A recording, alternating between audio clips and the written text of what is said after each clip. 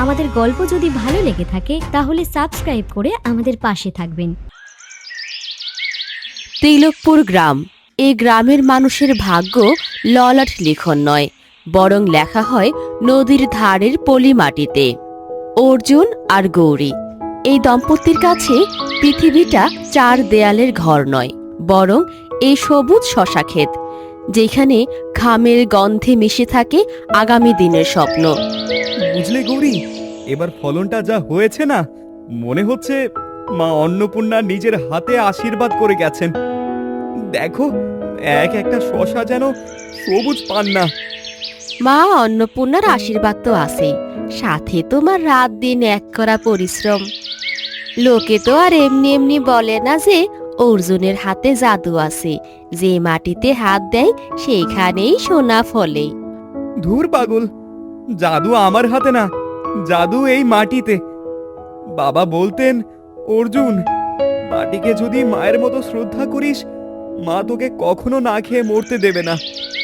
আজ বাবার কথাগুলো খুব মনে পড়ছে। বাবা বাবা, জানো আজ বড় পুকুর পাড়ে কত বড় একটা ঘুড়ি কেটে পড়েছে।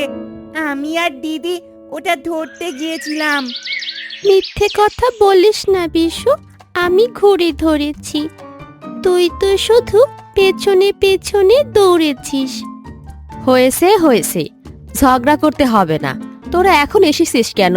রোদে ঘুরে মুখ দুটো একেবারে তো লাল হয়ে গেছে। এই রে, কষি শশা খেয়ে একটু জিরিয়ে নে।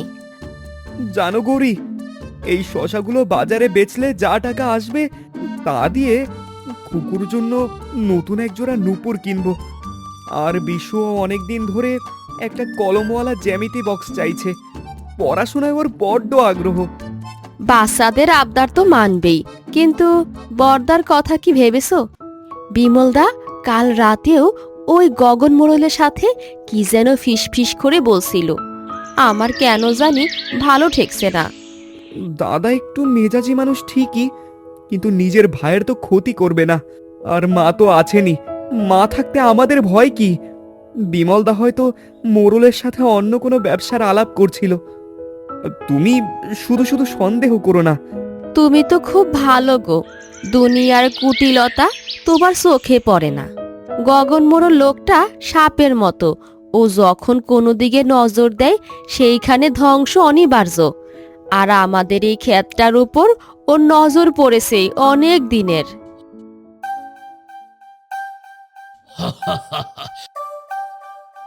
কি হে অর্জুন, তোমার ক্ষেতে তো দেখি শশার মেলা বসেছে। এমন ফলন দেখলে তো যে কারো চোখ আটকাবে। শশা তো অনেক হলো রে অর্জুন, এখন কাজের কথা শোন। ওই মোড়ল মশাই একটা দারুণ প্রস্তাব নিয়ে এসেছে। এই জমিটা ফেলে রেখে ওই শশা চাষ করার চেয়ে বড় কোনো লাভজনক কাজ করা যায়। জমিটাই তো বাবার শেষ স্মৃতি। এখানে শশা চাষ করেই আমাদের সংসার চলছে। লাভের কথা তো কখনো ভাবিনি। আরে ভাই, একটু ভাব, এখন সময় বদলাচ্ছে। এই নদীর পাড়ে রিসোর্ট হবে, বড় রাস্তা হবে, তখন এই শশা ক্ষেত দিয়ে কি হবে? জমিটা যদি হাত বদল করিস, তবে 1 একর জমি দামে তোমরা শহরে 5টা জমি কিনতে পারবে। বিমল তো রাজি, তোমার কি মত? ক্ষমা করবেন মোড়ল মশাই, বিমলদা বড় ভাই, কিন্তু এই জমিটা অর্জুন আর বর্দার নামে আধা আধি ভাগ করা, আর আমাদের অংশ আমরা বিক্রি করব না। ছোট বউ, পুরুষ মানুষের কথার মাঝখানে কথা বলা কবে শিখলে? আমি বড় ভাই, আমি যখন বলছি লাভ হবে তবে সেটাই চূড়ান্ত। দাদা শান্ত হও, গৌরী তো ভুল কিছু বলেনি। মা যতদিন বেঁচে আছেন আমরা এই জমি বিক্রির কথা ভাবতেও পারি না। তাছাড়া শশা চাষ করেই তো আমরা সুখী। আচ্ছা আচ্ছা, আজ থাক, ভাবো তোমরা। তবে মনে রেখো অর্জুন, সুযোগ সব সময় দরজায় কড়া নাড়ে না। আর বিমল, তোমার ভাইকে একটু বোঝাও, নিজের ভালো পাগলেও বোঝে। আমরা তবে আজ আসি। এসো বিমল। চলুন মোড়ল মশাই। ষড়যন্ত্রের বীজ বপন হয়ে গেল এই হাসি খুশি ক্ষেতের মাঝেই। যে ভাই বড় ভাইয়ের স্নেহে নিশ্চিত ছিল। সে জানতো না লোভ আর হিংসা রক্তের সম্পর্ককেও তিক্ততা করে দিতে পারে। তবে কি তিলকপুরের শশা খেতে মেঘ ঘনিয়ে আসছে? দিনের আলো নিভে এলেই পৃথিবীর অন্ধকারগুলো ডানা মেলতে শুরু করে। অর্জুন যখন নদীর পাড়ে ফসলের স্বপ্ন দেখে, তখন বাড়ির দাওয়ায় বসে বিমল বুনতে থাকে ধ্বংসের জাল। আর সেই জালে টোপ হিসাবে ব্যবহার করা হয় জন্মধাত্রী মাকে। মা, আমি আর কতদিন এই অভাবের বোঝা টেনে বেড়াবো বলো তো? বড় ছেলে হিসেবে আমার তো একটা সম্মান আছে নাকি? কি হয়েছে বিমল, হঠাৎ এসব কথা কেন? অর্জুন তো জমি আখেরে পড়ে আছে, তোদের তো ডাল ভাতের অভাব হচ্ছে না। ডাল ভাত? মা, তুমি কি চিরকাল এই অভাবের ডাল ভাত খেয়েই মরতে চাও? গগন মোড়ল আজকে যা প্রস্তাব দিয়েছে তা শুনলে তোমার চোখ কপালে উঠে যাবে, কপালে। নদীর পাড়ের ওই জমিটা বিক্রি করলে আমরা শহরে পাকা দালান তুলতে পারবো। তোমার চিকিৎসার জন্য বড় ডাক্তার আসবে। কিন্তু কিন্তু কি, অর্জুন কি রাজি নয়? অর্জুন তো অবুঝ মা, ও গৌরীর আঁচল ধরে চলে। আর ছোট বউ তো জানোই কেমন অহংকারী।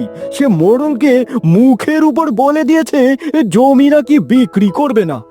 মা, আমার সন্দেহ হয় এই অর্জুন শশা বিক্রির সব টাকা তোমাকে দেয় না। বলিস কি বিমল, অর্জুন তো কোনোদিন আমার কাছে মিথ্যা বলেনি। ওই সরল মানুষেরাই কিন্তু বেশি চতুর হয় মা। আজ বিকেলে দেখলাম মোড়লের সামনে ও কি চমৎকার নাটক করলো। আড়ালে হয়তো মোড়লের সাথেই অন্য কোনো চুক্তি করে রেখেছে। গৌরীকে দিয়ে কথাগুলো বলিয়েছে যাতে তোমার সামনে ও নির্দোষ সাজতে পারে।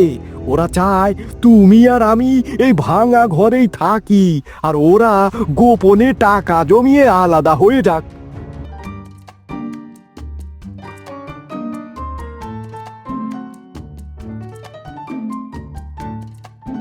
মা দেখো, আজ কত বড় বড় শসা এনেছি। কাল হাটে নিয়ে গেলে ভালো দাম পাওয়া যাবে। এই নাও তোমার পছন্দের কচি শসা। শশা দিয়ে কি করব অর্জুন? শশা খেলে কি মানুষের পেটের আগুন নেভে, নাকি ওই ভাঙা ঘরের চাল মেরামত হয়? মা, তুমি কি রাগ করেছো? শরীর খারাপ লাগছে নাকি? শরীর খারাপ হবে না কেন? মা আজ সারা দিন ভাবছে আমাদের ভবিষ্যৎ নিয়ে। অর্জুন, তুই কি সত্যি চাস মা সারা জীবন এই অভাবের মধ্যেই থাকুক? মোড়ল মশাই যে টাকার কথা বলেছে, তাতে আমাদের সবার সাত পুরুষ বসে খেতে পারবে। বর্দা, টাকার চেয়ে শান্তি বড়। জমিটা আমাদের লক্ষ্মী। মা, আপনিই তো শিখিয়েছেন নিজের জমি পরকে দিতে নেই। আর টাকা লোভে সেই জমিটা বিক্রি করে দিলে কাল আমরা কোথায় গিয়ে দাঁড়াবো? চুপ কর ছোট বউ, তুই কবে থেকে এই বাড়ির বড় সিদ্ধান্ত নেওয়া শুরু করলি? বিমল ঠিকই বলেছে, তোদের দুজনের মাথায় কুবুদ্ধি ঢুকেছে। তোরা টাকা লুকাছিস আর আমাকে এই বুড়ো বয়সে না খেয়ে মারার ফন্দি করছিস। মা, তুমি আমাকে এই কথা বলতে পারলে? আমি টাকা লুকাচ্ছি? মা, আমাদের বিশ্বাস করুন, আমরা এক টাকাও নিজের জন্য রাখিনি, সব বর্দার হাতেই তুলে দেই। মিথ্যে কথা, একেবারে মিথ্যে কথা মা। দেখেছো দেখেছো এদের সাহস দেখেছো? ওই মুখের উপর আমাকে কেমন চোর বানাচ্ছে। অর্জুন, তুই তোর বউকে শাসন কর, নইলে আমি আজই এই বাড়ির একটা বিহিত করেই ছাড়বো। শুরু হয়ে গেল অশান্তির দাবানল। যেখানে যুক্তি নেই, আছে শুধু অভিযোগ। বিমলের বিষাক্ত কথায় যশোদা দেবীর মনে সন্দেহের কালো মেঘ জমেছে, আর এই সুযোগটাই খুঁজছিল গগন মোড়ল। শুনে রাখো অর্জুন, কাল থেকে এই ক্ষেতের সব হিসাব বিমল রাখবে। তুই শুধু মজলুবের মতো কাজ করবি, আর যদি কোনোদিন শুনি তুই বা তোর বউ টাকার হিসাব নিয়ে গোলমাল করছিস, তবে এই বাড়ি থেকে তোদের বিদায় করে দেব। ঠিক আছে মা, তুমি যা বলবে তাই হবে। আমি তোমার সব কথা মেনে নিলাম।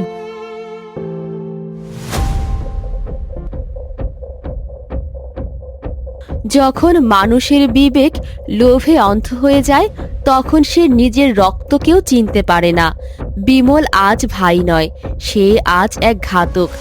আর গগন মোড়ল সেই ঘাতকের মগজে ঢেলে দিয়েছে বিষ। মোড়ল মশাই, কাজটা কি ঠিক হচ্ছে?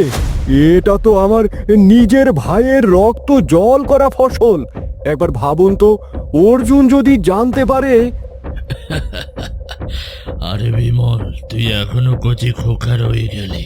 অর্জুন জানবে প্রত্যেকে। কাল সকালে আমরাই প্রথম আসবো এখানে কান্না করতে। আর মনে রাখ, এই শশা গাছগুলো না পড়লে তোর ভাই এই জমি ছাড়বে না। জমি না ছাড়লে সরকারের টাকা তোর পকেটে আসবে না। এখন বল, তুই কি চিরকাল ওই ভাঙা ঘরেই থাকবি? না মোড়ল মশাই, আমি অনেক শুয়েছি। লোকে বলে বড় ভাইয়ের সম্মান বাবার মতো, অথচ অর্জুন এখন আমাকে হিসেবই দিতে চায় না। ওর ওই বউটার বড় দেমাগ। এই জমি হাত ছাড়া হলে ওদের সব তেজ কমে যাবে। এই তো বাপের মতো কথা। ধর, এই কেরোসিনের টিনটা ধর, পুরো ক্ষেতের মাচায় ভালো করে ছিটিয়ে দে। এমন ভাবে আগুন জ্বলবে যে নদীর পানি দিলেও নেভাতে পারবে না।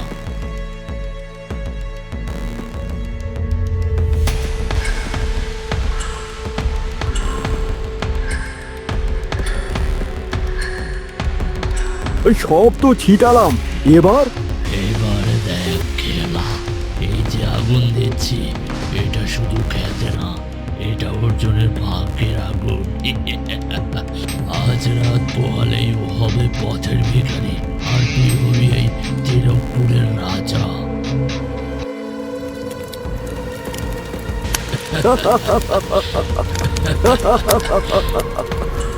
দাঁড়িয়ে আছিস কেন গাধা? এবার ভাগ। গ্রামের লোক আসার আগেই আমাদের ঘরে ফিরতে হবে। চল চল।